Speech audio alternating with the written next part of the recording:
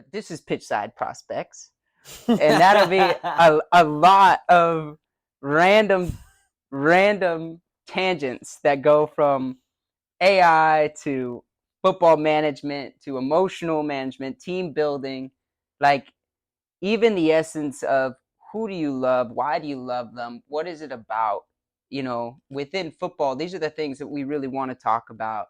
There's other things where we talk about the style of play, the methodologies of clubs, the difference in player profiles and team composition. How do you build sessions and contexts with characters who maybe don't work so well in game together and start to build social effective relationships? So, Zach, now that we already have that introduction, how about you tell us a little about yourself? Where do you come from?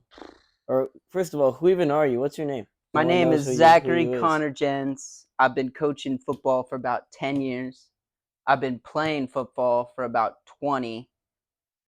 I've been pretty much up and down the California state for soccer. I spent 4 years in Arizona with the Barcelona Residency Academy, and boy, what an experience that was. But a lot of my experience comes from the Southern California, Central California football environment, both as a player growing up in that environment since I was 4 years old for a young club called Magic, and that was the name of the club. And boy, in Santa Clarita, this place, Magic, was magic. It was magic. It was ran by this dude named Cliff, and operating. Magic? Nah, That'd be a sick name. I should know his last name. It starts with a C, I think. But in this partner, Sergio, hardcore Italian director. I remember some of the best days as a young coach, 20, 21 years old. We'd pull up to the coffee shop. Sergio sit me down, 2 espressos each. Not a word to be spoken until both were drinking. And then we just start screaming at each other for the next hour and a half about all of the problems that need to be addressed within the 35-team club. Being a part of my local club, hometown club, getting bought out by Real SoCal, and now we're in that patch but still working with the same kids, gave me an identity of like, okay, it's not necessarily about the patch that's on my chest. It's about the people that you're interacting with there to help grow, teach, and learn from. By that time, working my first club job, I had played for 6 or 7 teams in ASO, club football, and college at CSU Stanislaus. I had a crazy successful career at CSU Stanislaus. For the 3 years I was there, tangent, I dropped out 3 years in because juggling school, soccer, and social life became too much for me, and arguably chose the wrong 2. I say arguably because I wouldn't be where I'm sitting today without those choices. And so they made me who I am, but I had to leave college early, and a team that had won a state championship freshman year. I was playing 60 minutes a game, traveling as one of the top 18 on a 33-player roster. We go in and we got to the Final Four in Nationals that same season. No team had even entered the national tournament before I arrived to the school. Not to say it was me. It was a group of 30 guys that fit like a glove. We played together, we partied together, we traveled together, we ate together, we slept together. Like in an apartment of like 12 dudes, some on the floor, the couch, beds. I would wake up sometimes to my captain, Miggy, literally feet by my head, decided to crawl in my bed. Hey yo. Shh. I'll try right there. We'll leave it at that. That's getting a little too. This is what being a part of a team is like. I agree. It's familia almost at this point, and I think that's what the best teams are. Actually, you cannot be a team if there is X group over here, Y group over here, and there is no coexistence between all of them. It has to be everyone trying to complement each other as a unit. And just like the quote that you came up with a couple weeks ago when we were talking about team, would you like to say it?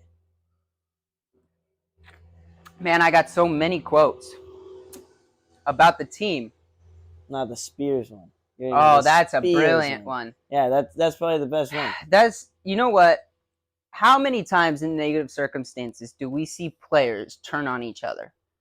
become negative in their tone and in their rhetoric on their own teammates, not even on the other team, because I just don't mind that. But just if it's yeah, okay. against your own team, that's a problem. I'm not even that guy that I mind that when they turn that frustration on the opponents when they're the ones taking the beating at the moment. I think you're supposed to be staying as cool, calm-headed, composed, and consistent as ever in those moments. Let's see.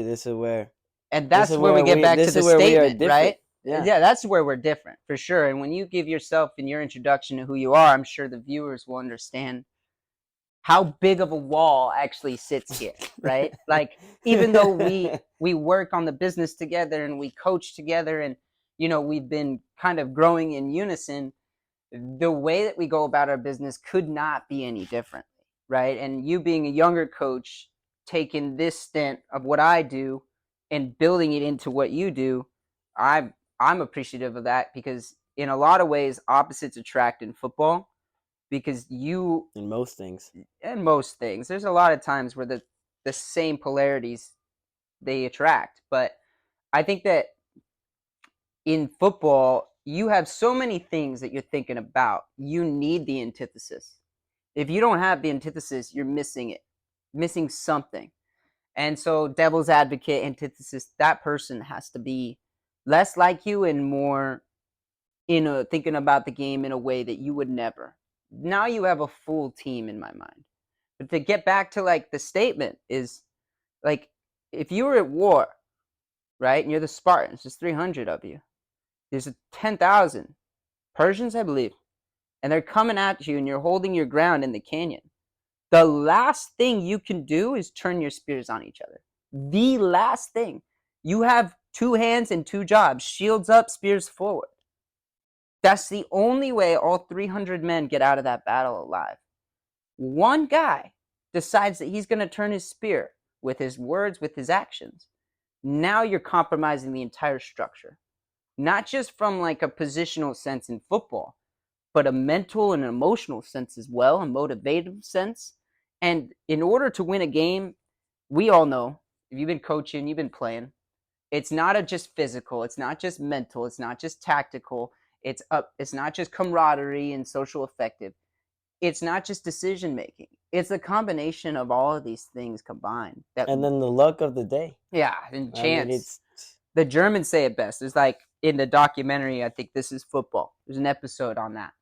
And it's the German episode just called Chance. It's 55 minutes of brilliance where they talk about why and how chance is built into the game. And they break it down, man. They say about 30% of every game can be allotted to chance. Meaning the worst team in the league could beat the best team in the league. If they showed up ready to fight with the mentality like they could win, when negative things happened, they got on each other and built each other up. They turned their focus towards the opponent and the objective. They focused on their structure and they took care of their moments. They handled their moments. That team's going to win. I don't care if it's Munich versus Gladbach. And I might be doing disjustice to Gladbach. Don't get me wrong. But Munich wins the last 9 seasons in a row. So you go into that game like, shoot, they're going to beat us. That's right. That's right. They will beat you. But you go into that game like, we can do this. If we take care of these things, you have more of a chance to grab that 30% the Germans were talking about. You need that self-belief between all of you, all of the team, because if, like you said, if one person is not stuck and is not ready and organized with the team, that's where you're going to get beat. That's where you're going to get beat every single time. Yeah, and so we can go back to, the original point where it's like when I was at my college, I don't think I've ever been a part of a team that was more together.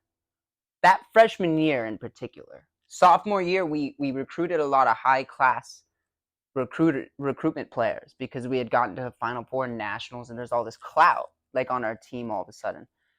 But we handed out 4 or 5 of our seniors, 26 and older, 3 of them in our back line, 1 of them our starting 6, and picked up 4 freshmen that were high potential attacking-minded players. I went from playing left winger from the championship team the season prior to playing the 6 and man marking the best opponent. That was my job sophomore year. It sucked, man. But we were successful when I did it, more successful. Rather than me playing winger, we had all these freshman kids that were just ballers in the attack. But none of them could defend. None of them could man mark. None of them could organize. That also shows the power of defense. If your defense can be organized and strong, you can win championships. Now let's talk about that for a moment, because how many players today don't care for defending? And I'll tell you, I was doing tryouts at the Barcelona Residency Academy. Friday, I think, what was it? Friday morning, we'd have the ID campers come in. These are the guys we look at for the whole season. So they're ballers, and at the end of the weekend, by Sunday morning, they're going to get a yes or a no if they've been accepted to the club.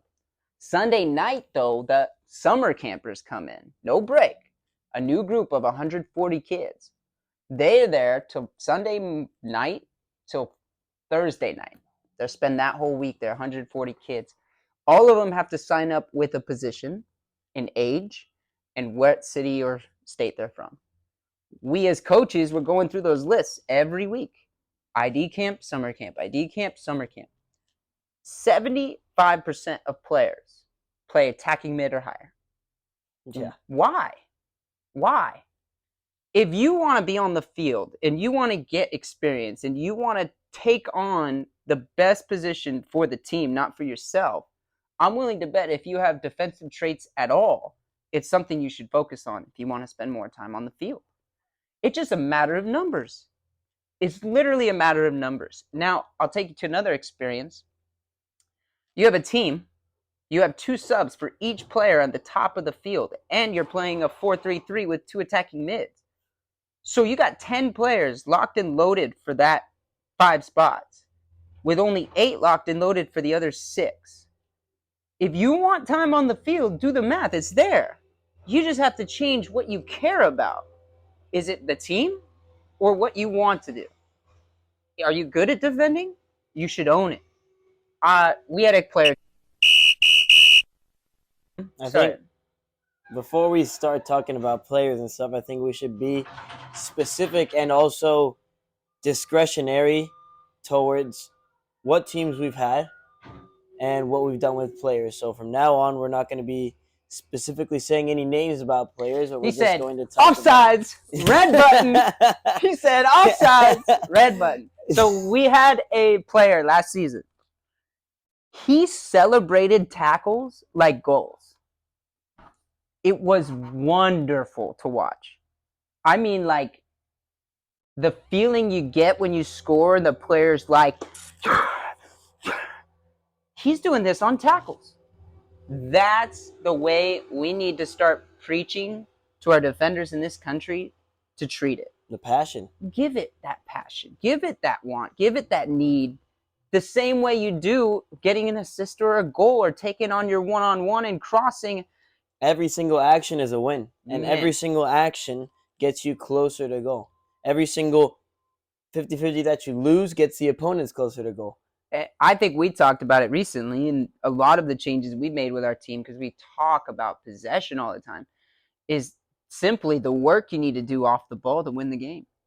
If you can get your team to commit to that work, you have more of a chance to win the match. And even at like these ages, if you can just be in a 4-4 block, a little tactical talk, but if we're going to be in a 4-4 block, no team can really stop that.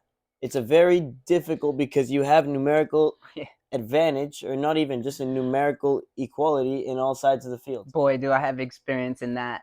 At the Barcelona Residency Academy, we held 80% possession games all the time.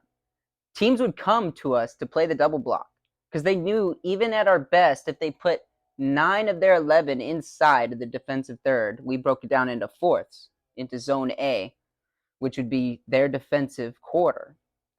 We couldn't break it down even with the best of plays. We had to have a moment of excellence. No, it's because it's moments. Excellence. And I mean 6 guys touching the ball, 1 to 2 touches, quick succession. And 0 moments of mistakes. Finish. If you have a mistake, then you're done already. It's 1-0 and counter. Then even worse. And those teams came to play that game. Of course. They sat in for 80 of the 90. They waited for their 3 moments, and they bursted out with all the energy they didn't use, expanding their team across the rest of the field. Team came to us to play that way, and they'd get out of there 1-0s occasionally. But this is the thing with that. You could break a double block. You just need one goal. You just need one goal, and the It double kills block them. is done Yeah. because now they have to expand themselves to win, and that risk factor opens up their door. But I would say, like at Barcelona, we experienced that a lot. If a team is well organized in a double block, good luck. You're going to need a top corner finish. You're going to need the play that Arsenal put on Everton yesterday. Bang, bang, bang, bang, bang. First time finish, far post, off the side post, into the net. It's got to be perfect. And then once you can do that, the rest of the game usually follows suit. If you can't do that, the anxiety builds, right? You're looking for this goal. Their energy's high. They're doing their nerves. job. They're on the opposite. One moment of counter, the game crumbles. I saw it 25% of the time. It happens. But if you are the coach of the Barcelona team in this situation versus whomever that team was on the other side, which team would you want to be in charge of? I mean, arguably, you could say, I'm all good with that tactic. I am not. The kind of person that I am is not. I won't play defensively. I want to have the ball. I want my players to want the ball. I want them to risk everything with that ball. And I want us to try to make sure that we're in control of this game in the tactics. And this is a great segue to me because this is where I kind of talk about. My name is Jose Carlo Cruz-Mendevil. I'm a San Diego native. I've been coaching now for 2 years, and I am, like Zach said, his opposite. I am a Real Madrid fan, a Liverpool fan. As my name suggests, I am a Jose Mourinho fan. He is where I got this love of soccer from, and his passion is where I believe that I can get my advantage in this game. And I just love hearing all these differences and opinions because this game is never a right or a wrong, which is why I also love it as well because I can never be a master at it. Even Pep says, I am not, and this may be blasphemy, but I am not God, you know? I can't influence the game. I can't guarantee a result. And No this is the thing that is haunting all of us in the game, no matter whatever level you're at. If you're at the super low levels that I'm at with U7s, or if you're at the professional level, it's the They gotta be little cute, though. two numbers at the end of the day. Those two numbers make us believe a narrative of, oh, we're failing, oh, we're doing great, and those two numbers couldn't reflect what the game happened. Don't get me started on the emotional attachment to the result of the game. I personally believe it has no place in youth football. Not for parents, not for players, not for coach. Especially at the U7 age. There's so much work to be done. There's so many tools that you could give those kids. The second you let those two numbers get in the way of your decision making, you are making poorer decisions than you would have if you hadn't let those numbers get in the way. And that's why I'll always say that results do not matter in youth football up until a certain age. I've been working with this. I spoke to one of my greatest mentors early because he loved being on the fields early before everybody got out there. And I did too. It was peaceful. Setting up the cones, the tactical pulls, pre-planning your organized session. Just a little emphasis. Man. That is what I look forward to in the day. It's a blank canvas for us. You're talking about creativity and being able to express yourself. This is where I love we that you call it express that too. ourselves. I love that. It's where we express ourselves, how we want our teams to play. Some teams focus very on defense and like one-on-one, like the Cholo Simeone with Atletico Madrid. They do specific defensive work. Some teams just play with the ball. Some teams run without the ball to make sure that those players are at an advantage condition-wise compared to the opponent. You know, what you talked about is styles of play, right? You talked about Jose earlier. He was the king of tactical periodization. And from my understanding, and I'm still building an understanding of it, this is you change to meet your team or your opponent, however you need to. So if a double block with a counter style works better against this group because they're high attacking and risky and they high press, pull it. If you need to be more fouling like we were in Spain, just absolute,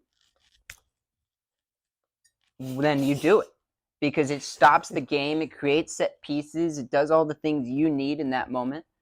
If the game calls for a possessive open up, you change your system, your formation, and you open up and you start moving the ball more. Jose was a king of not just his own tactics, but adjusting those to the opponent to fit the attack. Well, it's because it's a chess game, and no single chess game is the same. But we talk about styles, right? Then we have obviously the positional possession. It's your Johann's teachings of total football led to your Pep Guardiola's making it more detailed and understood. Detail oriented is the best way to say that, and includes one style of play that we play no matter what the opponent is, and this is who we are. If you can't do it, you don't meet those traits, that style of thinking, the team camaraderie, whatever it is, this won't work for you. And there's other stuff, like we talked about relationism recently. Remember, you brought that to my attention. And in South America, they're doing this thing where they're sending all the players that they have on the pitch to one side.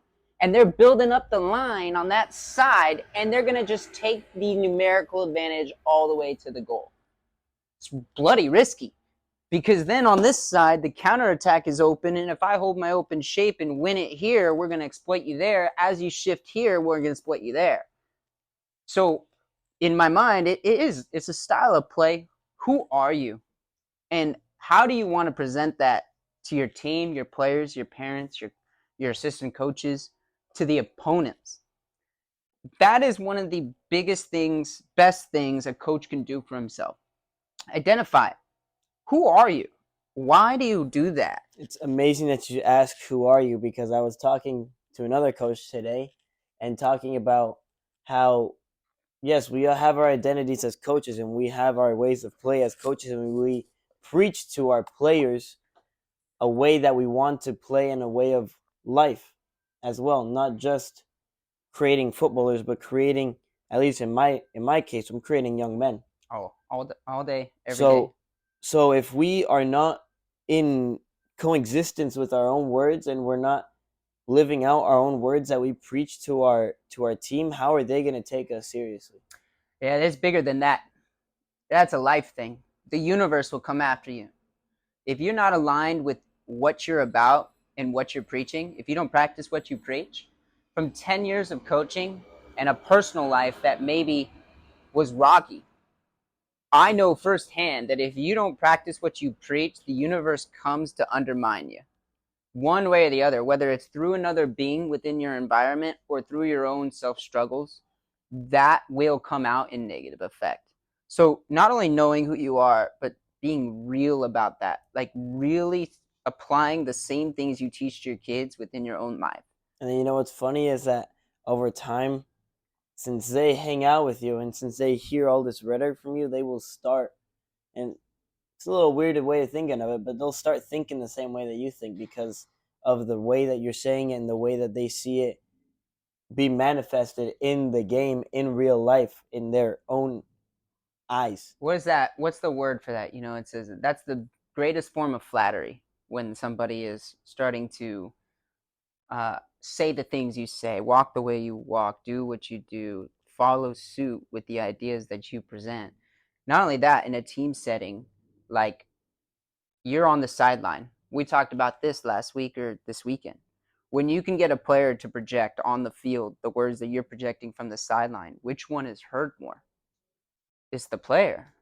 No, and imagine when they're younger as well. Imagine when they're the U7 and they actually can hear their teammate that's on the field, because I bet they get tired of my voice. I get tired of my voice talking all. They're so young, they don't even comprehend it. There's so much going on that they can't.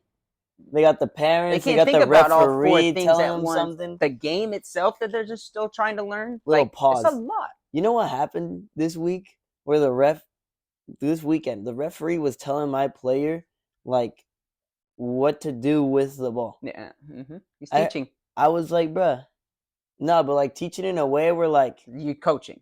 Yeah, he was coaching him, and like I didn't take that too kindly, because it's like, now if he's your teaching job, about, well, this is a goal kick, you have to put the ball here. That's no, different. no. He's telling That's them like different. kick the ball that way, like a joystick, like a FIFA lad. I'm And all it's just against like, that. You know, I'm all it's like, against come the on, FIFA. I don't even FIFA them. I do not like when I FIFA my players. I'd love to talk about the FIFA thing where you're a coach and you're playing the game yourself from the sideline.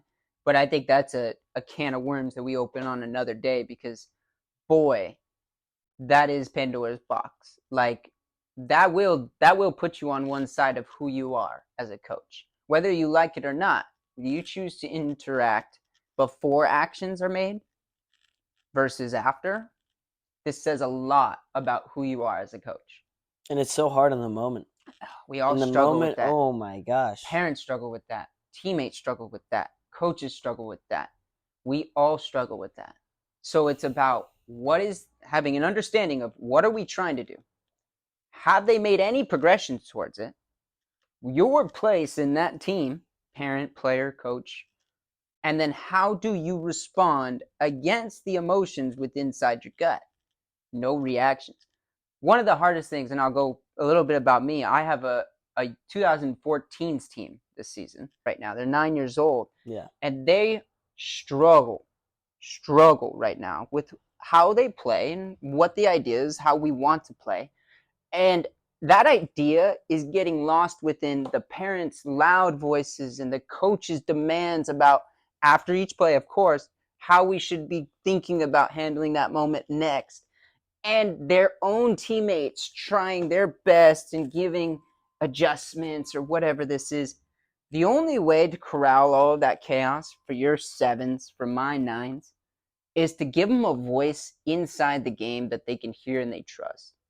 That also shows that your communicative ability is not just from you to transfer to the player, but from you to transfer to the team, for the team to manage themselves. We did a lot of that with our team last season, which was a 2007 boys group, which was much older. These are like, at the time, it's 2022 season. 15 and 16 years old. Yeah, or 14 and 15. I can't remember which, but it was in there. A lot of our work was trying to get them to project what we were. And that is a much harder path than just projecting it and giving it right to them. It's funny when you say that, because I asked my players very simply last week before we had our first game in the season. I asked them, hey guys, do you think the team that's louder on the field wins typically or loses a game? Usually the louder team wins. That's right. And it's just a simple act of using your voice more and louder. You know, it's funny. I'm in this network with a bunch of successful men, and there's the leader of it. He said, you know what? Screaming makes you more money because you're projecting your energy out there. And you're getting your energy super, super high, and then you're just attracting whatever you want to you. I can agree with this. I said this statement to the team I covered. It was a boys 2008 team this past weekend. Before I stepped on, we ran the activation. We're preparing, pick the starting lineup, grab them. We're all shoulder to shoulder. Game's about to kick off. You know, starting whistle's about to blow. And I haven't trained with these boys. I'm a cover coach. It happens a lot in California and America. So you want to explain what a cover coach is first before we get into this? So in youth sports in America, it's very likely for you to have 2 to 3 teams. Last season, I had 4 and field ops. So there's no way on the weekend you're going to be available at every game. A lot of clubs handle it by putting a master sheet in place so all the coaches can see.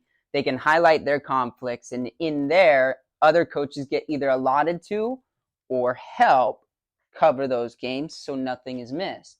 Then the ideal situation is those 2 coaches would connect after the game, so the cover coach could tell the head coach what transpired and how he could manage that team going into the next week if they didn't have a doubleheader. So I pulled up to that cover game, and it's a group of 2008s. It was a good competitive match. But before we stepped on the field, I think I said one of the best communicative statements, emphasizing communication that I ever have before. And it was simple. Boys, what do you think your greatest tool in football is?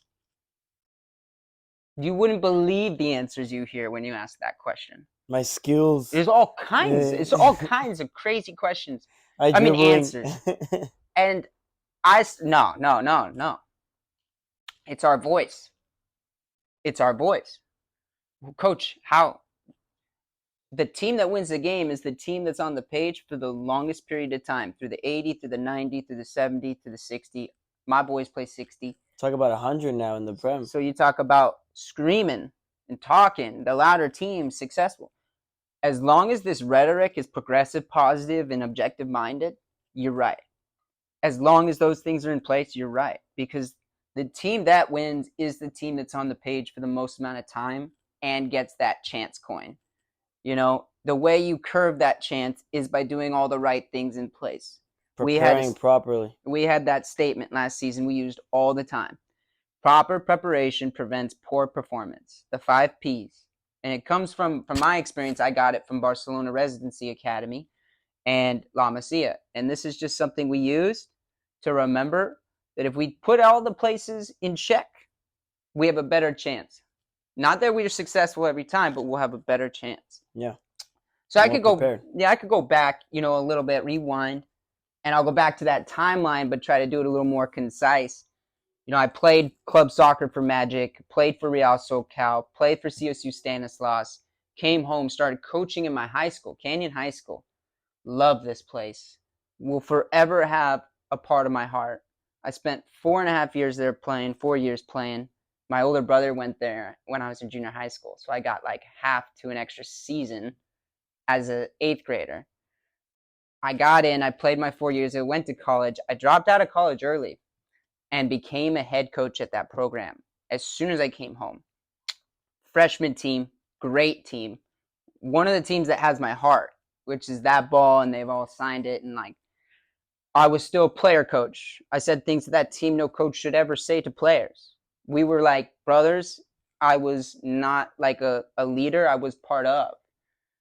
But by season 2, I had got picked up by that Real SoCal and Magic program that I played for as a kid. And I had 5 teams the next season. The freshman, the JV, and we were working on 3 2001, 02, and 03 teams at the time, which were older boys, 18, 17, and 16. 5 teams. I was working full-time engineering in the mornings and then boom, boom, boom, boom, boom. Every day. I left that experience for a really good job with Pateadores, a developmental academy as an assistant under a coach named Mike. Great team, environment. Some months went by and something happened where a college teammate calls. He's like, hey, listen, there's a job opportunity for you at the Barcelona Residency Academy. If you want it, you have 6 days to close shop in LA, which is where I was born and raised, and be here in Arizona. Just had to mention that. I did because had to, he said he's a San Diego local, and good for you. And you live in my city, so hey, go good back for to you. LA. But I would never go back to LA because that place sucks, in my opinion. The traffic, the people, the smog. I know, right? Gosh, LA people suck. Yeah, we do. Losers. No, straight up, we do. But, I was like, I'm doing it for Pats in LA, and they're saying, you got 6 days. If you want this, you have to say yes now. You have 6 days to get all of your things out of your apartment. I had a 12-month-long lease that I had to figure out. I had 6 teams when they had called to leave. 3 with Pats, 3 with the high school, running the whole program. I had to say goodbye to about 160 players, parents included, within the next 6 days. I had to sublease my apartment. Luckily, I had an older brother and an assistant coach that were able to take it. And I gave the assistant coach my teams, which helped him pay for it. And I left. And I never looked back for those 4.5 years. Every day in that new experience was surrounded by 12 coaches from 10 countries with 10 more years of experience than me. I didn't get to open my mouth. There were 2 of them that came straight from La Masia. I had interviews, or not interviews, but Zoom meetings with the head technical director, Bernard, of America through Barca, and even Paco Ceruro giving us presentations as a team. Say it again. I don't want to. It's so hard. For those of you that don't know as well, Ceruro. Soruro. For those of you that don't know as well, La Hard Masia, name to say. La Masia is the academy, the youth players of the Barcelona team. You're just using a lot of lingo that we don't know if our And that's know. fair. If you don't know about Barca, this is what they do. And it arguably is a great farm system, but it could be viewed both ways. They have programs, academies, in 60 countries. In those 60 countries, there's a pyramid in place. It's like 10 to 20 escolas. It's the age of 8 to 13 years old. That's really it. If they expand past that, it's just because they have too many players than they know how to house, and they're good enough to house. Those escolas are feeding the one competitive residency in each country, 60 countries. So it's a funnel, right? You got all these escolas, 10 to 20 schools, 8 to 13. The top 5 players of those escolas get picked to then go try out for the residency in the same country. The top 5 players of the residency every season are going to get brought off and brought to La Masia in 60 countries, 5 players every season, 300 top dogs that they can just look through. I was blessed, absolutely blessed enough to spend time at the American one, because the players that I came across, and I can't say names, but some of them, just amazing.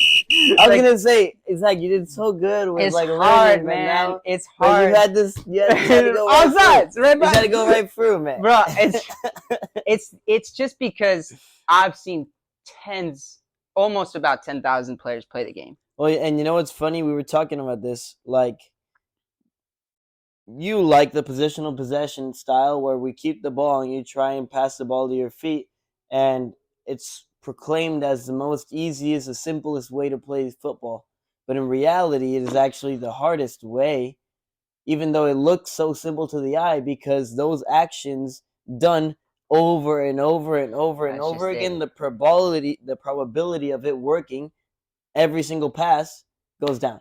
The hardest thing in football, consistency, huh? And so we're talking about the success of La Masia and how you guys are able to have such good teams and such good players is because you look at all those players and you look at all the talent, and these talented players are able to play in such the system.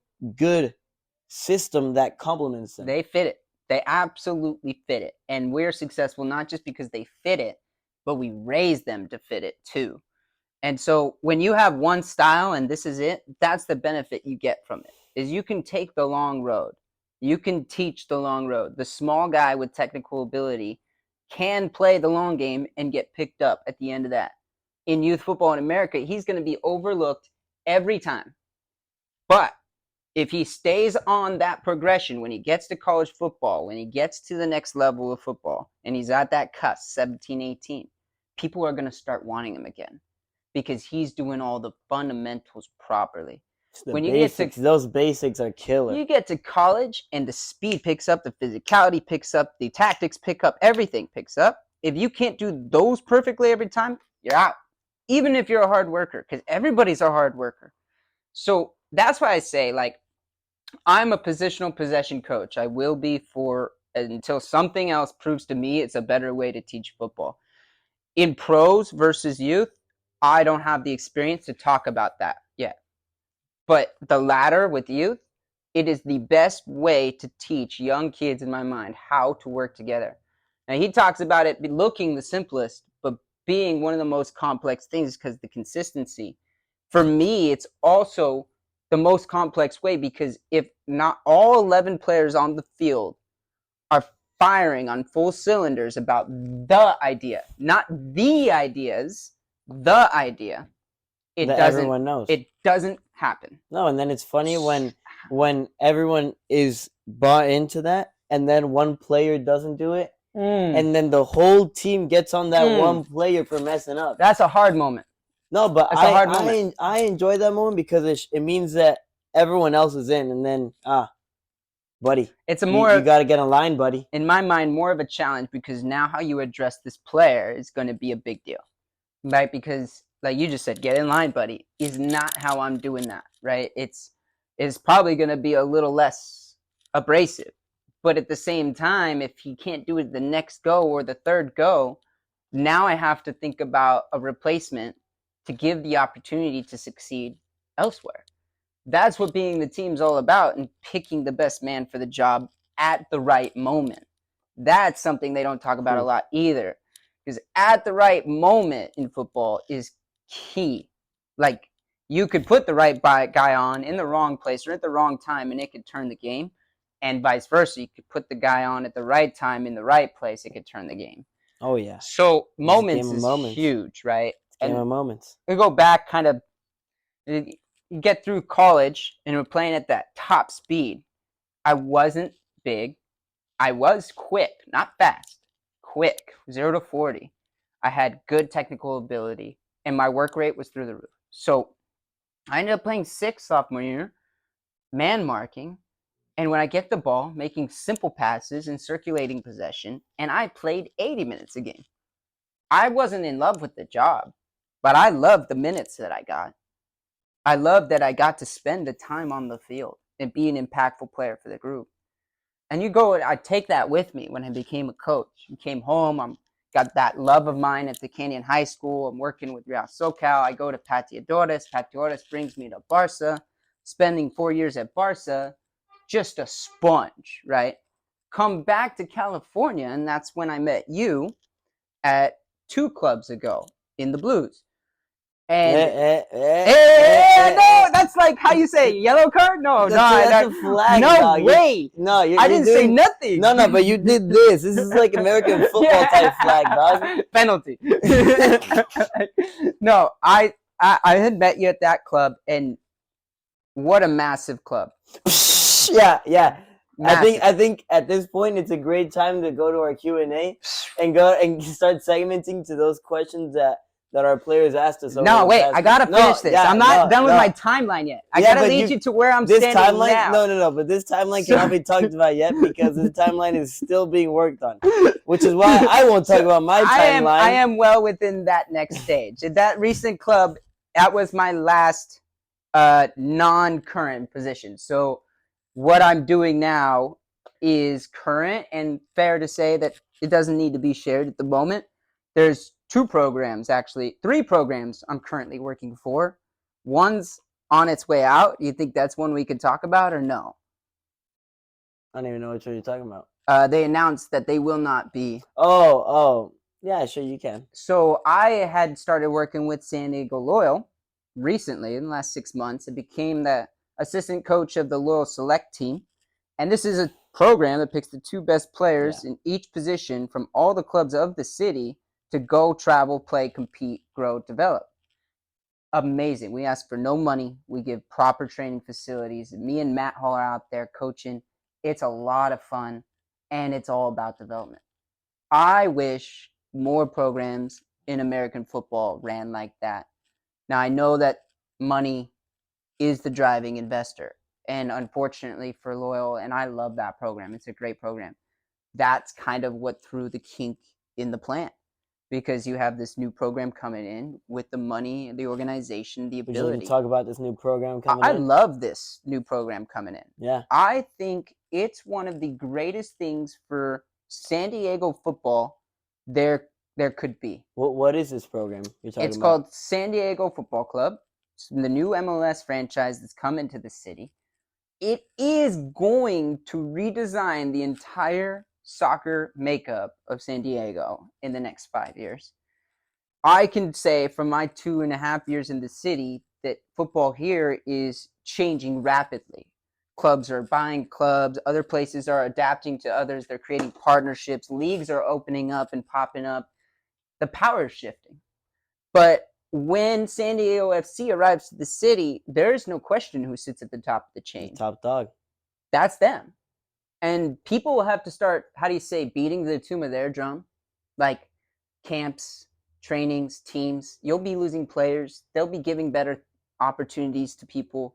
You should be okay with that as well, because in the city, what it's going to do is raise football's quality here. The way that this city, in my opinion, should have been doing it 15 years ago, when I was playing for Magic, traveling down to, San Diego to play whomever it was, Albion, Nomad, Surf, 15 years ago, the big 3. And at that time, the question as a young kid was, why isn't there a professional team here? We got Galaxy.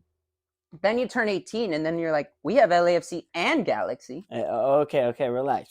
What's going on with San Diego? We got our team now. Okay? You can't be talking this smack anymore. You know, it took us a while. And no, you're right. And you know what? You know what was the problem is because we had a vote in 2019, I want to say, to turn this city into a soccer city, or it was either going to be that, or it was going to be a new stadium for the San Diego Aztec football team. And arguably they did do that. Yeah, but see, so the vote won for San Diego State, and then that's the stadium they got, albeit it's a smaller stadium than the one that we had before.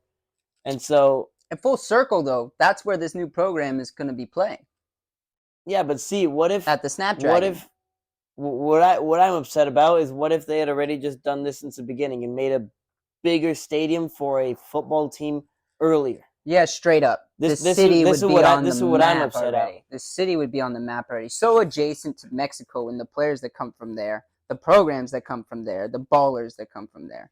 Southern California is another one of the top 3 American hubs for football. If you didn't know, I believe it's Southern California, Texas, and there's an Eastern Coast state that is... Pennsylvania? No, but I want to say it's Connecticut, where Akron, and there's another college. I'm thinking that's wrong, but for sure, 2, Southern California and Texas. What is in that triangle right there? San Diego. Mexico, SoCal, Texas. Boom, boom, boom. So it never made sense to me why it was not put in place sooner. Now that it's here, my only concern for it is space. Like anything else in Southern California, space is a premium. It's the most expensive. And they got the Snapdragon Stadium. Great for them. Loyal was trying for ages. Here's the issue with that. You go around the rest of the country, and they have their stadiums. Maybe not in this country, but definitely in other countries. There are training facilities surrounding that stadium that makes this place their home. 100%. Snapdragon won't be that for San Diego FC because it's sharing it with other programs such as the Aztecs and these things. So it won't be their home. There aren't training facilities adjacent to the stadium. They're going to have to train there, train here, make a house here, play games there. And that's going to be a harder thing to bring everybody together for. Well, I would ask you, I mean, let's say for you, the LAFC and LA Galaxy, they don't have their training facilities outside the stadium, do they? Galaxy does, and it's beautiful. LAFC just remodeled their stadium, and they do now too. Okay, so now they're going professional now. Both. If you ever driven into Galaxy Stadium lately, I think it's StubHub now. It could have changed again. Drives me nuts that the Staples Center is now crypto something, but it is, Hater. And things change. No hater. It's just I grew up watching Kobe at the Staples Center, and I missed. Well, guess what? There's change, buddy. And that There's name, change. But 15 years. You said it in the beginning. It's a long time. It's changed. But you drive into the StubHub. It's extravagant. Big arches, fields, huge parking lots. You drive around, more fields. You walk in, booths, jugglers, street balls. It's a football place. You get on campus, nothing else is really taking place there. Sure, they do the concerts and that kind of stuff. But that's everywhere. You need revenue, It takes a back seat to everything else going on in that campus because it's about football. And I think that when we finally in 24, 25, this program, SDFC, arrives, one of their major struggles will be just that. They're trying to create the environment this is our home. The identity. Come see our home. You can't beat us at our home.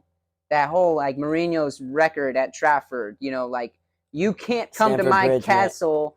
Right? Oh, you're right. Sorry. Stamford Bridge. It's funny. But you can't come to my castle and win. It's funny that you talk about home because I like I said, from San Diego, and right here next to us is Tijuana. Just to give you a little background about myself, I am a Mexican American. My mom is from Mexico. My dad is from here. And the Tijuana soccer team is at least from what I know, one of the very few teams in all professional soccer that actually has a turf field at their stadium. And I see that, and I'm like, wow, that was a lisp. I see that. Yeah. And it's an advantage because you're the only team that's playing on that I guess surface. I only see that as an advantage if your players adapt to it, right? And they enjoy it. If they enjoy it, they adapt to it. Irregardless, training on it every day leads to an advantage. But there's a lot of things about turf that I'm sure we could talk about and people don't like. Maybe that could be another episode. Yeah, the heat reverberation, the turf epidemic that is happening here. And you heard about the cancer that comes out of the freaking rubber and sand that they put in the grass of the turf. That's a whole nother episode. Yeah, because you slide, you rip your leg apart, that rubber enters the bloodstream. This is a problem, actually. But yeah, we could definitely enter this at another point. And at that point, let's go and segment to some questions that we have from our players. How about that? That's I would say now's the time to segment. And we got a couple really good questions from you guys.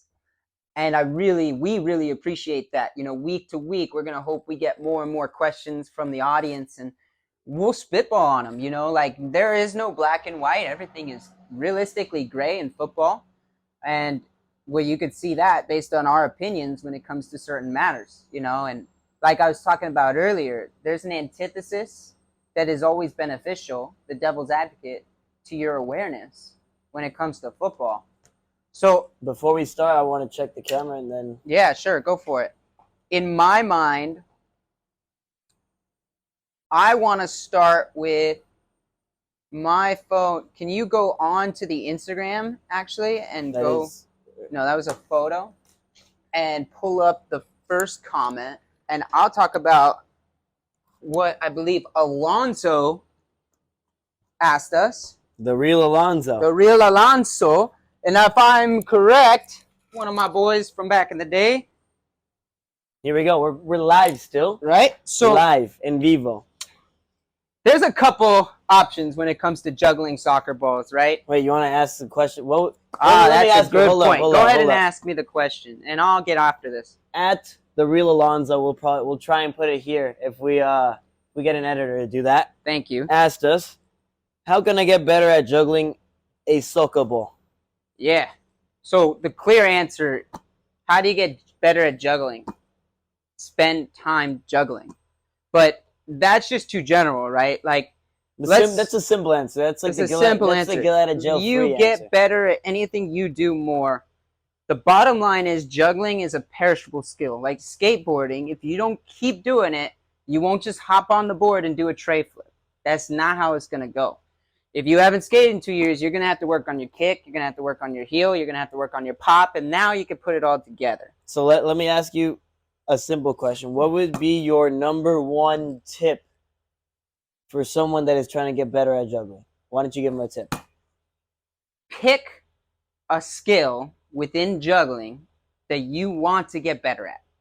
Whether it's an around the world, whether it's a half pickup, whether it's a sole pickup, whether it's a double around the world, whether it's a ground skill.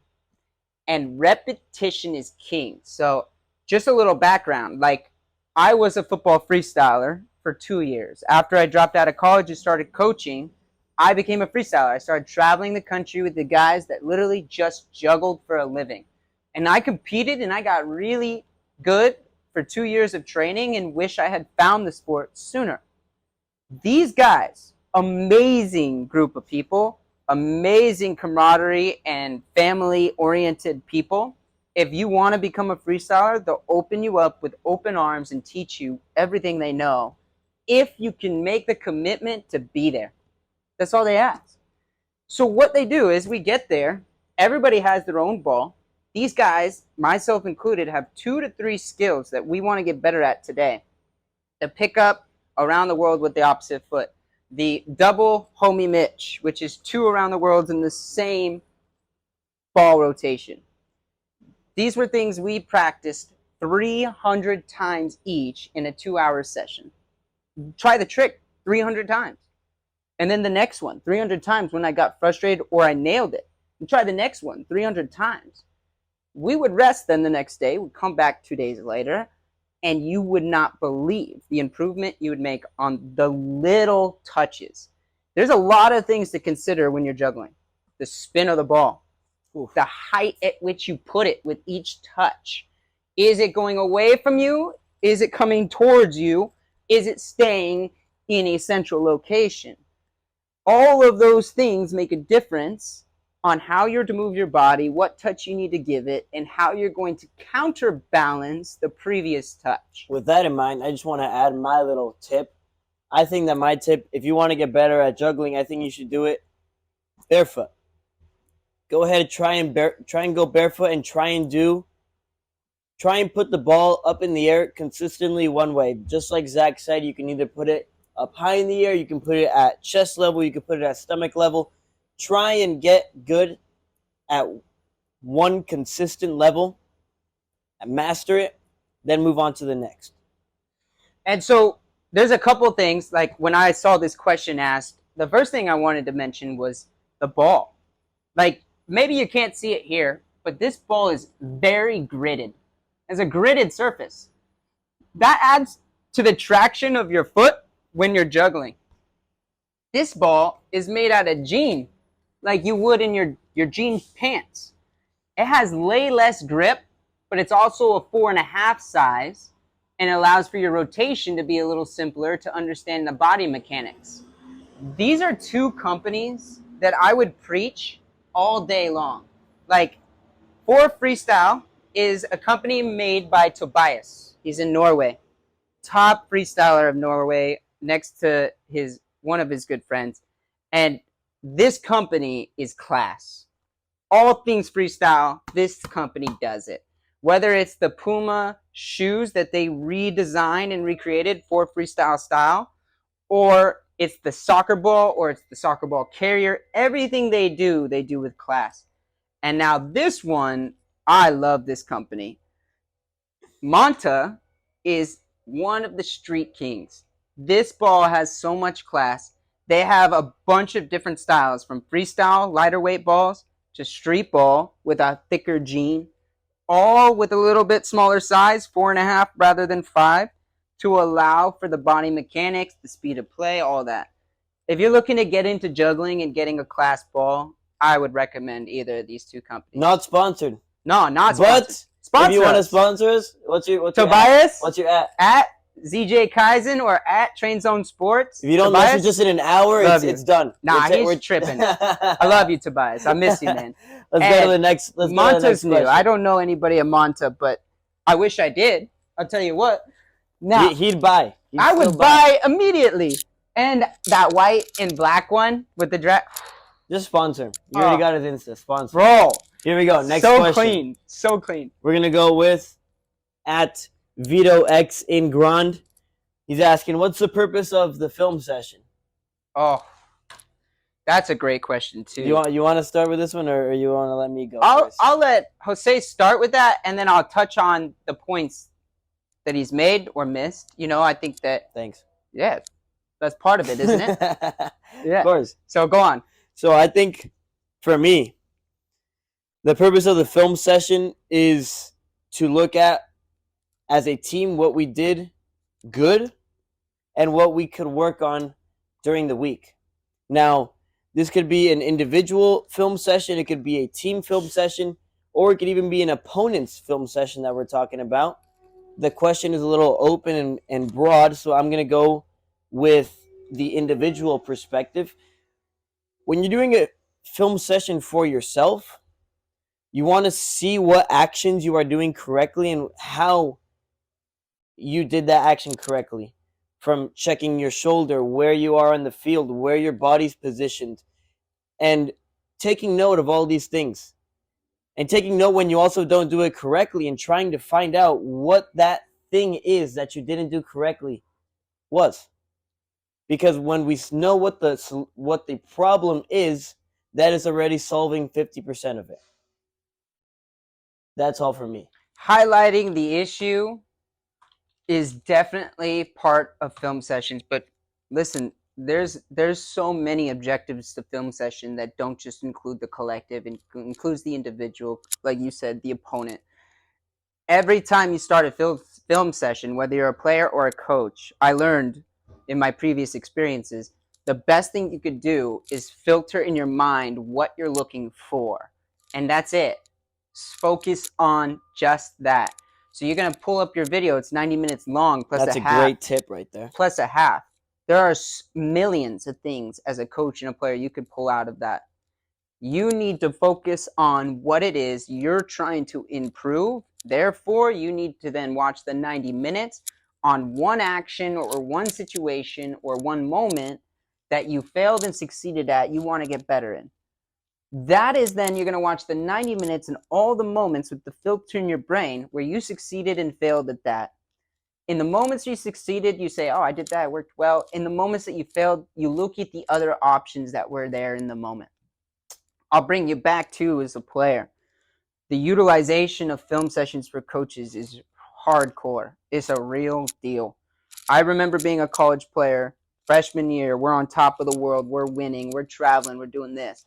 But every week I'd go into that locker room and coach would have his film session set up. And I knew 5 to 10 of us were going to get ripped apart for something we did. We ran to the wrong space. We did the wrong thing. Do you think this is why like film sessions are like, I don't know if taboo is the right word, but like kind of not enjoyed by the player because I don't give it. It is not supposed to be. I was sitting there on top of the world. We're winning. We're traveling. We're beating teams. The coach was so perfection oriented, Dana Taylor, great man, that he demanded that we be better. Whatever. Even if we won 3-0, even if we lost 2-1, even if we won 5-0, it didn't matter. The film was put there to show us that we could be better. And your ego has to take a back seat when you're watching the mistake on TV with 30 other guys and the coach who's highlighted it. There's no out. You have to admit fault and understand solution. That's one of, when I was a player, both being the coach in that situation and the player, the benefit is there. Now, you as a player, you're 16, you're 18, anywhere in between this, you should be not only looking at your films for how can you improve in certain situations and actions, but you should be cutting and clipping all of your successes, because that's going to be one of your lead generators for college scholarships and opportunities. If you start at 15, by the time you're 17, you're sending everything out. By the time you're 18, you signed a scholarship. You got the next 4 years figured out. I did it. I didn't even have an outreach. I didn't have anybody in college soccer. My dad filmed me with one of those cameras. I cut it on a computer back in the late 2000s. I sent it to 5 clubs. How old are you actually? I'm 29 years old now, which is crazy to think about. And 5 months from being 30. He's 30. He's 30. I'm not 30 yet, and 30. I'm sweating about that. But as far as, film sessions go, Vito, I believe that there are so many benefits to using them. It's all a matter of the filter in your brain and what you're looking for. And when you figure that out, watch the 90 with that one filter. If you're a coach, bro, I got to watch that film sometimes 3 times with 3 different filters at 2 times speed, of course, because I'm getting better with my eyes. But in order to get everything that I'm going to need to present to the team in the video session. So there's endless. We could talk another podcast about the benefits of video sessions. I think that's easily. Thank you, Vito. We got another podcast done. Because there's a ton of things within that. And we'll have the final player question for the day from @Ingram_Michael. Shout out, Michael. Thank you, Michael. He's a goalie. He's asking for, as a coach, what do you look for in a good goalkeeper in regards to physicality, mentally, and leadership-wise on and off the field? What is your favorite goalkeeper to see? I think the goalkeeper is one of the hardest positions on the field, if not the hardest. The amount of times that they get criticized for so lonely, the results of the game is insane. The amount of times they get to interject with the match is insane in a low frequency. And so their impact is massive. And like I swear, every single game that you win, your goalie has to come up big at least once. Now, I'm going to go out and talk about my preferences as a keeper and what I'm looking for. Go ahead. And this is me, and I'll demand this from all of my keepers from the style of play that we play. Like, you need to be good with your feet to the point where you can enter possession in the training week and be one of the better players in possession. That's one of my I will non-negotiable. non-negotiable. Non-negotiable. Let's go Not with at that. all. Let's go with that. Non-negotiables as a goalie. That's a non-negotiable. You got to be better in possession than some of your field players. That's a trust that if you have, you're going to spend more time on my line. The next thing is being a leader. I'm not saying captain. I'm saying a leader. Like, you see everything the whole time. And I know you've heard this as a keeper growing up from all your coaches, that then it becomes about how do you project what you're seeing to transfer the information to your team to benefit the outcome of the game. The way that you go about that, not just what you say, but how you say it, is a dramatic turn of events for your team, whether it be positive or negative. Dramatic. So the second non-negotiable is that you're vocal, you're objective oriented, and you're positive in your tone with those two things. Now, I get it. Some keepers can't be because they're getting 10 shots every 15 minutes and their team's under the press. That's when you see the keeper have to show some personality.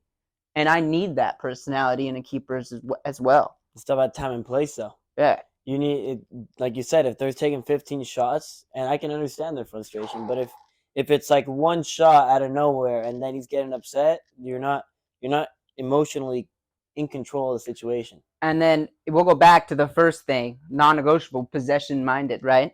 You have to be able to play with your head up the entire time. You have to be able to, and the reason is my non-negotiable for this is you have to be able to identify the free man at all times. You have to be able to find him in 2 touches at all times. Because you will always have a free man with the ball. But if you're the keeper, it is impossible. He'll be there. It is impossible you do not have a free man. No, he'll be there. You have to know where he is in order to find him and find him. That's a non-negotiable for me. Identifying your free man at all times and being able to ping him in 2 touches. So would you like to explain why there's always going to be a free man when you have the ball as a goalie? Yeah, I mean, it's a simple numerical situation, right? Most teams play with their numbers stacked evenly, 5 and 5. They defend with 5, they attack with 5. Any team that attacks with 6 or 7 leaves one man open on the final line. Any team that attacks or presses with 5 or 6 leaves one man open in the defensive line. It's a matter of numbers because 11 of you are on that side and they only have 10 to play because the 11th is on the far side. Exactly what I wanted to hear. So it's a matter of numbers, right? And as a keeper, if you just have to be able to identify and find the free man. So that's a non-negotiable for me as well. And then the final one, I think, right, and this one's is pretty tough, is you got to have some sort of, how do you say, mentality that's resilient. A resilient mentality. You're unshakable.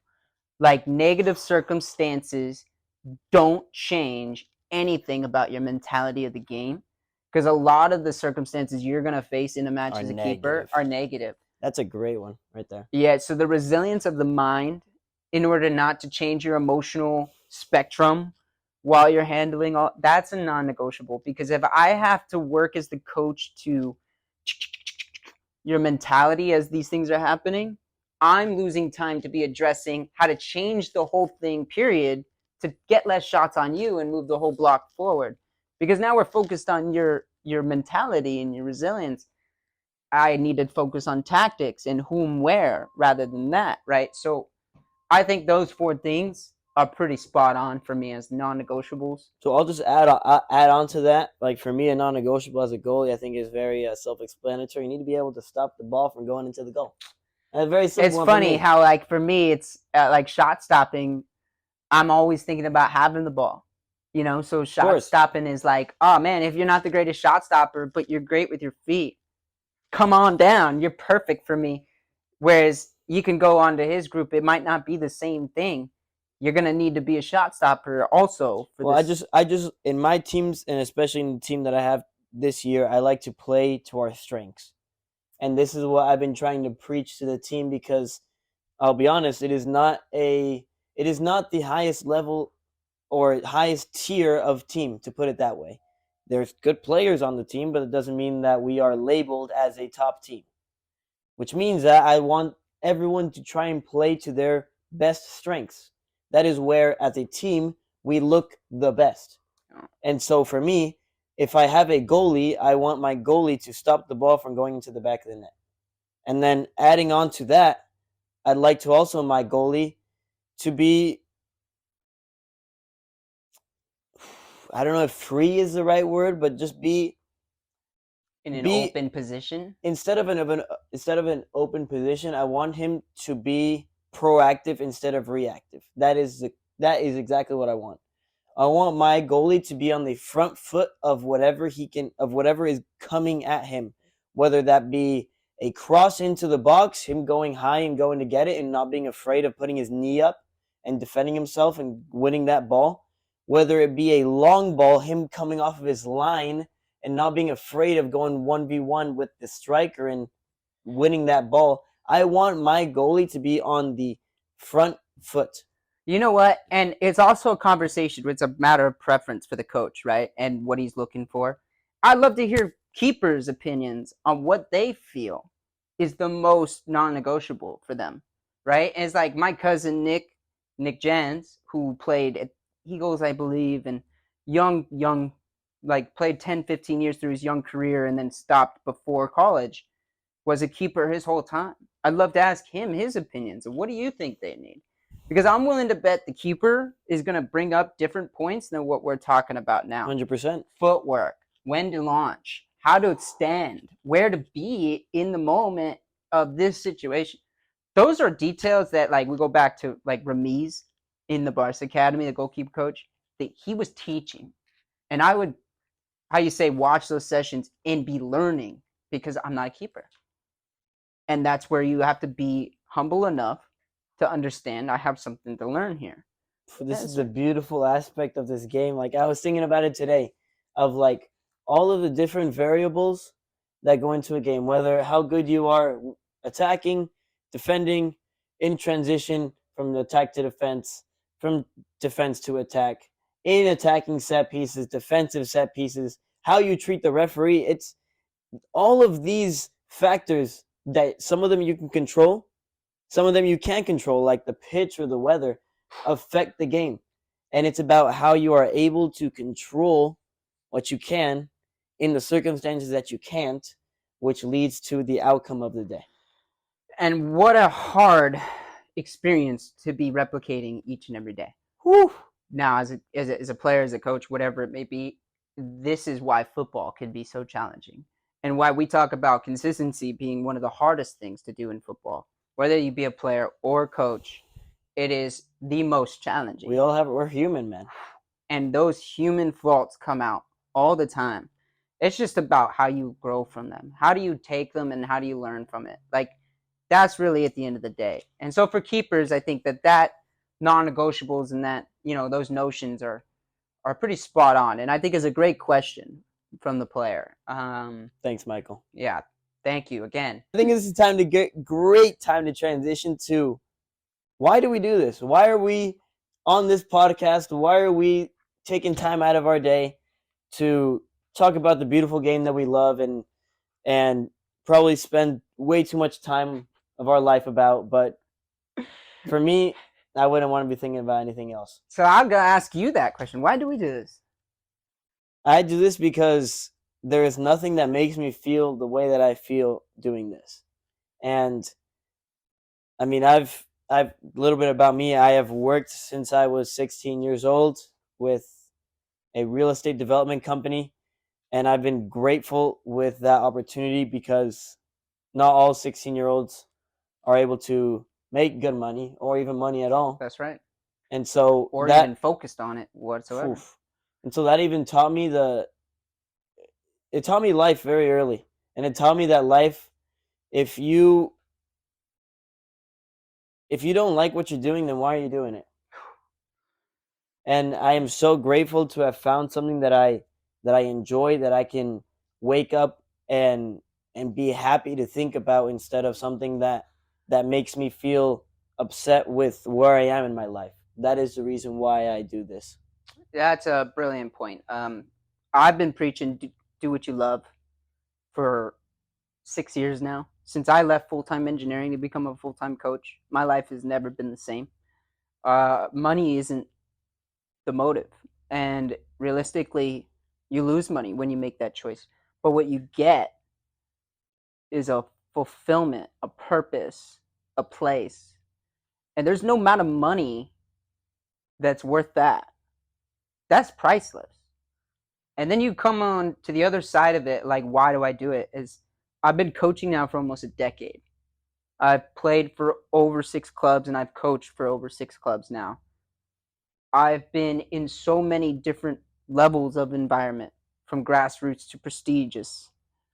And one thing that I recognize is this isn't going away. Like, I'm going to be about football for the rest of my life. I'll spend the rest of my life on that sideline. Unless like an AI apocalypse. Don't give me that. I'm not going to handle that. I won't be adapting to the new. Okay? But I think that in the purpose of why we're doing it is football is expanding for me and us currently. More programs reaching out, us creating our own business, which we haven't mentioned yet, which is called Train Zone Sports. And that's going to be releasing products within the football market. At Train Zone It's Sports. going to be helping the player experience, the coach experience, the club support to those experiences. And, we do all kinds of things, products from tactical boards to grip socks and even tactical pools, soccer, tennis nets, bow net style goals, and things of that nature. So we can kind of help the player, coach, and club experience. But also on top of that is I'm starting to expand my licensing and my experience to greater heights. And that leads to opening up my opinions and thoughts about football as a whole, from a business standpoint, from a club standpoint, from a coach standpoint, from a player standpoint.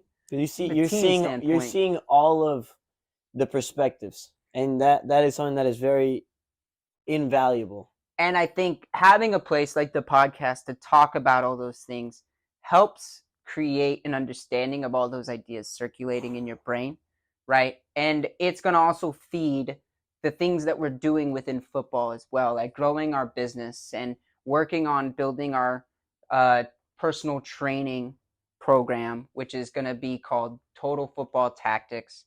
Group sessions where we bring players in and we really work on technical excellence and tactical brilliance. Wow. I think that is something, when done correctly in the correct environment with proper coaches, good players, people can get a lot out of that experience. I'm personally against one-on-one work. I don't feel it's as applicable in trainings as group sessions. So as we kind of build on that, talking in the podcast, working on the business, coaching in multiple programs, between the two of us, we're within 5 at the moment. And all of those things are going to kind of come into one big circle, right? And it's football. And there's a statement we use with each other so much time. We say this all the time. It's like whenever we have a moment and it's just football, we look at each other and go, that's football. And it says so much, but so very little. And we do it all the time. And it's like, okay, yeah, we're trying to connect all the dots here. And I think for me, why we do it, it's clearly a love. It's clearly a passion. It's clearly something where we're engaged with and passes the time in a healthy and happy way. You can make a living out of it. If you do things well, you can make a living out of it. But your reputation, I feel, is more important than that. But I'm still a young man learning how to gain and control and grow that reputation and turn it into something that doesn't only benefit our financial situation, but also benefits the players' experience and development as a whole, and then our growth as coaches, so we can turn that into better players with our work on the field. All of that, encompassing all of that, is why we do what we do. And I guess I say that you can make a living out of it because currently I am not, and he is. And so I strive to be at that point where I want to be able to say to everyone, yeah, I am a full-time soccer coach, and I can live in this beautiful city where it may be one of the most expensive in the United States. But even then, I can do what I love, where I love to be, at the times that I do it, because to be honest, for me, it isn't even a job.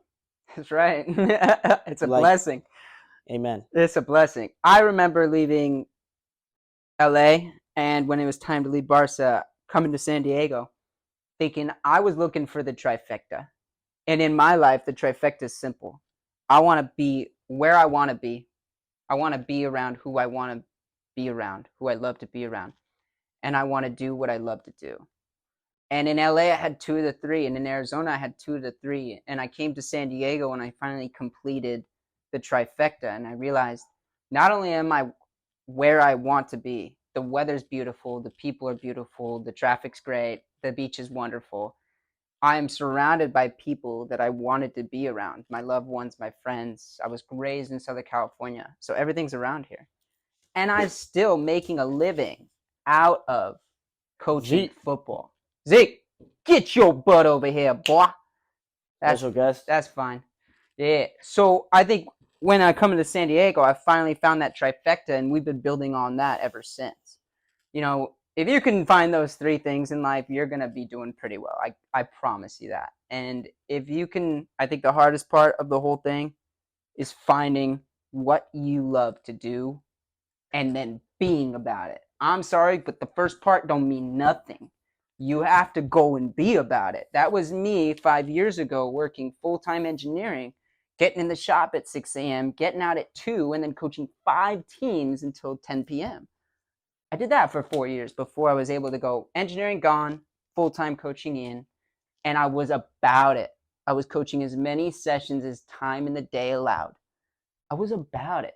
I'm about to hit a new stage where I'm doing that again. Well, because, you're getting close to... Yeah. So when I'm going to have youngers, I'm going to have olders, I'm going to have some pros while Loyal's still around, and my life's going to go back to, and then we're going to create the personals. It's going to go back to this field, that field, this field, that field, training. And I'm all for it. Like I am so excited. It doesn't sound like anything that I wouldn't want to be doing. Dude, I've been carrying in the bed of my truck a full field training equipment, the full thing. Like we talked about earlier, the blank canvas. I could pull up anywhere I go and drop a dime of a field. So boom. So what? Now talking about this equipment, do you want to get more in depth about why we are doing this actual podcast and what we want to grow over the next coming months? Yeah, sure. I feel like we're doing this podcast in a sense to increase exposure about what are we doing. 100%. Both with our training program that we're trying to build, Total Football Tactics, and the business that we're trying to build, Train Zone Sports. The podcast, which would be Pitchside Prospects, is going to be a part of all of that growth. And we're going to try to take the lot and benefit youth football player experience, youth football player development, youth football club support through that. And so what I think is, we have some products that we're currently working on, and they're just player-centric products, or pass me the board. This is a coach-centric product, right? And it's an LED tactical board. You don't need no marker, don't need no magnets. You could use your finger if you wanted. You could wipe it. Comes with extra stylus and battery. That's a coach-centric product. We have tactical poles, bow net goals, rebounders, soccer tennis nets, and this is where you go to clubs. You say, listen, we want to supply your club with things the coaches can use to improve the player experience. Rather than in a lot of clubs that I've worked for in the past, they ask the coach to, I didn't say no, nothing, right? I'm good. They ask the coach to go and supply the balls and the goals and you got to go out of your own paycheck to put stuff on the ground for the players. In 10 years of coaching for me, I don't believe this is the way. If we were all for that player experience, then we would find a way to support the coaches who are in charge of those players better. And I think that not that every club is this way, but I feel that clubs could improve on the resources they give coaches to train their players. I see now clubs starting to do this where they keep big goals at whatever park they're training with, and that's a benefit that wasn't existing when I was a player. Great. That's the stuff we're talking about. That's the stuff we're trying to help put into more clubs and environments. And push as well. And push. You got a shed. It's on the campus. where your teams train from 4 to 9 every Monday through Thursday. And coaches don't have to carry and lug gear in their cars back and forth, taking up space, getting it dirty. It stays in the shed. It's all marked. It was purchased by the club and be able to reuse year to year. And will always be the club's. You put a camera in the shed and you're never going to have a problem in your life. Those cameras cost $20 now on Amazon. Microchip that'll hold over 512 gigs, which is worth a month of footage, is another $20. For $40, everything's safe, and you have everything everyone could ever use. Players are the ones that benefit from that. Coaches are the ones that benefit from that. Clubs can show an organization that is better than the rest through that. It's something we want to bring to the table, and really, as we work with clubs one-on-one, work to improve their coach and player experience. We've currently worked with Ballistic United. We're working on a deal, hopefully, with Mustang Soccer Club. We have some other brands that we're working on building relationships with, programs. And this is what we're after when it comes to Train Zone Sports, the products we're creating within football, and why we're doing what we're doing. I think that's a great way to end the podcast, the first podcast of the